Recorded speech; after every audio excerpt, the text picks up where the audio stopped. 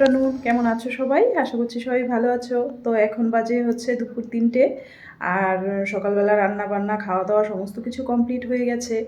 কিন্তু তারপরে একটু শুয়ে কিছুক্ষণ রেস্ট নিলাম। তারপরে এখন রেডি হয়ে নিলাম, এখন যাব একটু দিদি বাড়ি। তো আমার যেখানে আমরা থাকি সেখান থেকে দিদি বাড়ি খুব বেশি দূরে না, ওই বাসে করে যেতে 15-20 মিনিট লাগে। তো ওখানেই যাব, কারণ কিছু দরকার আছে, আর দিদির সঙ্গে দেখাও করা হয়। আজকে আমার শরীরটা ভীষণই খারাপ, একদমই শরীরটা ভালো নেই, আর সারাদিনে সেইভাবে কোনো ভিডিওও করিনি।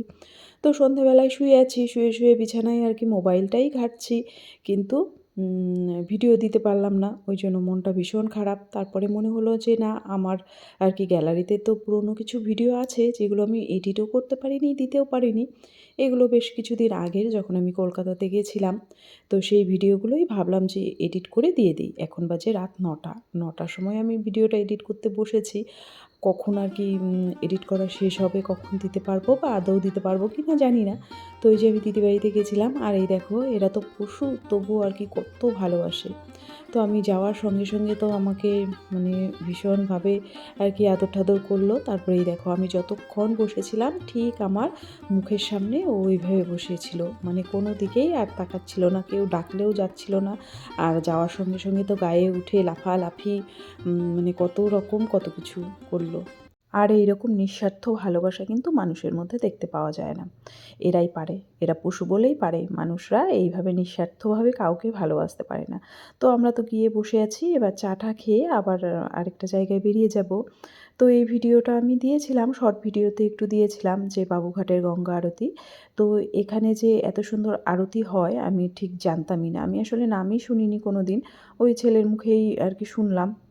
ও আমাকে হঠাৎ করে নিয়ে গেছিলো ঘুরতে, আমাকে সারপ্রাইজ দেওয়ার জন্য। যেদিন আর কি বাড়ি ঠাড়ি চেঞ্জ করলাম, আমার মনটা খুবই খারাপ ছিল, আর শরীরটাও ভালো ছিল না। তবুও ও আমাকে আগে বলেনি এখানে নিয়ে যাবে, তারপরে একবারে নিয়ে এসে তারপরে এরকমভাবে সারপ্রাইজ দিল।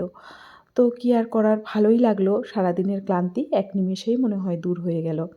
তো এটা বললাম যে আমি জানতাম না। তো পরে ছেলের মুখেই শোনা, সঠিক কিনা জানি না। তো বলল এটা নাকি আমাদের মুখ্যমন্ত্রী মমতা ব্যানার্জি এটা চালু করেছে। তো এরকম আরতি তো হরিদ্বারের দিকে হয়, তো এইদিকে যে হয় আমি একদমই জানতাম না। তো গিয়ে বেশ ভালোই লাগলো। আর গান বাজছিল মাইকে, গান হচ্ছিল, আরতির গান, আরও অন্যান্য অনেক রকমই গান হচ্ছিল। আর সেই তালে তালে এই এনারা এরকম আরতি করছিল, বেশ ভালো লাগলো। অনেকটা সময় ধরে হয়। তো আমরা যাওয়ার ওই 5-7 মিনিট আগে শুরু হয়েছে, আর একদম শেষ মুহূর্ত পর্যন্ত আমরা ছিলাম সেখানে। তো বললাম যে এই ভিডিওগুলো আমার মোবাইলে পড়ে আছে, ডিলিটও করতে ইচ্ছে করে না। কারণ এত কষ্ট করে ভিডিও করে তারপরে যদি আর কি সেগুলো এডিট টেডিট করে না পোস্ট করতে পারি, তাহলে একটু কেমন যেন লাগে, মায়া লাগে ডিলিট করতে। ওই জন্য ডিলিট করিনি, মোবাইলে পড়েই ছিল। আর আজকে যেহেতু ভিডিওও করিনি, আর এখন সন্ধেবেলায় শুয়ে শুয়ে এই জন্য আর কি ভিডিওটা, সন্ধেবেলা না, এখন ওই যে বললাম 9টা বাজে। তো দেখি এখন একটু এডিট টেডিট করে যদি পারি দেব, আর যদি সময় না হয় তাহলে আর দেওয়া হবে না। তো আজকে শরীরটা ভীষণই খারাপ। তো কী আর বলবো, এক জায়গায় যাওয়ার কথা ছিল, খুব আশা করেছিলাম সেই জায়গাটাতে যাব, কিন্তু শেষ পর্যন্ত আর যাওয়া হলো না এই শরীর খারাপের জন্য। শরীর খারাপ আছে, তারপরে অন্যান্য অনেক সমস্যা আছে, সেগুলো আরও সমস্যার কথা কত আর বলবো। তো সেগুলো আর সেদিকে আর আমি যাচ্ছি না। তো আরতিটা আমার বেশ ভালোই লেগেছে, তবুও আর কি গঙ্গাটা একটু দূরে, গঙ্গা থেকে অনেকটাই দূরে। এগুলো আমার মনে হয়েছিল এগুলো আর্টিফিশিয়াল, হরিদ্বারে যেমন হয় একদম গঙ্গা ঘাটের ওপরেই। যদিও আমি হরিদ্বারে যাইনি, ওই ভিডিওতেই দেখা, তবুও আর কি সেটাই আমার ভালো লেগেছিল। আর এটা আমার মনে হচ্ছিল সাজানো গোছানো, ওই রং চং মাখা, মেকআপ করা, এটাই মনে হয়েছিল। তো যাই হোক, তারপরে ঘুরে টুরে চলে এসেছি। এসে তো তারপরে এই যে ভাগ্নি আবার বিরিয়ানি অর্ডার করেছিল, কারণ আমরা তো ওখানে থাকবো না, রাতেই আর কি চলে আসবো। তো ওই জন্য ওই দেখো অনেকগুলো বিরিয়ানি অর্ডার করেছে।